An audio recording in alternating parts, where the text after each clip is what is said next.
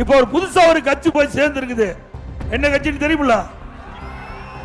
அந்த அம்மா ஒரு மாசத்துக்கு முந்திய அவருடைய மாநாடு நடத்தினாங்க. அதுல துணை முதலமைச்சர் வேணும் கேக்குது. இது துணை முதலமைச்சர்.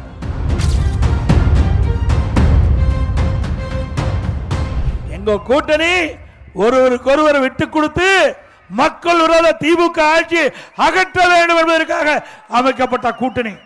உங்க கூட்டணி அப்படி இல்ல, சுயநலம் நிறைந்த கூட்டணி. அதனாலதான் முன்கூட்டியே காங்கிரஸ் கட்சி திமுகவுடைய நிலைமை தெரிஞ்சு ஆட்சியில பங்கு வேணும்னு இப்பவே குரல் கொடுத்துட்டாங்க. பிறகு விடுதலை சிறுத்தை அப்படியே பட்டும் படாதையும் அவர்களும் ஆட்சியில பங்கு இருந்தா பரவாயில்ல அப்படின்னு கேட்கிற அளவுக்கு வந்துட்டாங்க. இப்ப ஒரு புதுசா ஒரு கட்சி போய் சேர்ந்து இருக்குது. என்ன கட்சின்னு தெரியுமில்ல? அந்த அம்மா ஒரு மாசத்துக்கு முந்திய அவருடைய மாநாடு நடத்தினாங்க. அதுல துணை முதலமைச்சர் வேணும் கேக்குது. இது துணை முதலமைச்சர். ஆக இப்படி இருக்கிற கட்சியெல்லாம் ஒன்னா சேர்ந்துதான் கூட்டணி அமைச்சிருக்கிறாங்க. ஆனா நம்முடைய கட்சி, நம்முடைய அண்ணா திமுக தலைமையில் அமைக்கப்பட்ட தேசிய கூட்டணி அப்படி அல்ல. ஒரே நிலைப்பாடு, அண்ணா திமுக ஆட்சிக்கு வர வேண்டும். மக்களோட திமுக இந்த தேர்தலோடு அவர்களுக்கு ஒரு நிரந்தர விடுதலை கொடுக்க வேண்டும்.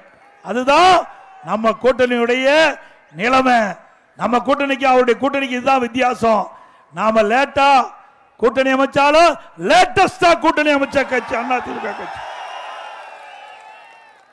அது மட்டுமல்ல, இன்றைக்கு தமிழகத்தில் சட்ட ஒழுங்கு அடியோடு சீர்கட்டு விட்டது.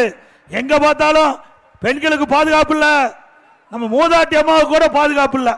அப்படி ஒரு கேவலமான ஆட்சி தமிழகத்தில் நடந்து கொண்டிருக்கிறது. இப்படிப்பட்ட ஆட்சி தொடர வேண்டுமா? நல்லா சத்தமா சொல்லுங்கம்மா.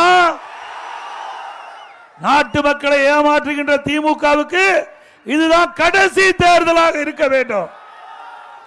தேர்தல் நேரத்தில் 525 அறிவிப்புகளை வெளியிட்டு இன்னைக்கு மக்களை ஏமாற்றி ஆட்சிக்கு வந்த பிறகு பல அறிவிப்புகள் இன்னும் நிறைவேற்றவில்லை.